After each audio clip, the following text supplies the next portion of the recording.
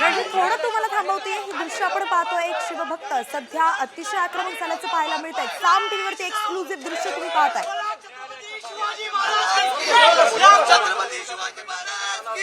छत्रपती शिवाजी महाराज की काही कार्यकर्त्यांनी चर्चेच्या विरोधात घोषणाबाजी केलेली आहे.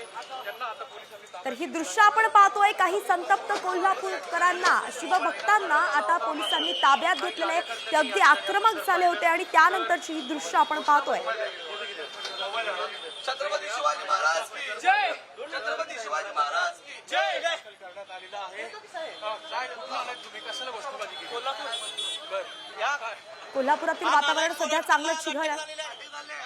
त्या संदर्भात आम्ही त्याला कोल्हापुरी पायथा दाखवला. छत्रपती शिवाजी महाराजांनी संभाजी महाराजांचा अवमान करणारा नालायकाला आज सांगेल कोल्हापुरी पायथा बघितला आम्ही कोल्हापुरी प्रत्येकाकडून पायथा मारलेला आहे. आज तुम्हाला मी सांगू इच्छितो की तो जर समोर आला तर आम्ही कोल्हापूरला पायथान मारण्याशिवाय राहणार नाही. कोल्हापूरचा इसका आपल्या कोल्हापुरी पायथाने दाखवलेला आहे आणि या प्रकारे आम्हाला आता अटक करण्यात आलेली आहे. पोलीस प्रशासन आम्हाला घेऊन जात आहे. ही प्रतिनिधी माध्यमात तुम्ही तुमच्याशी सांगत आहोत.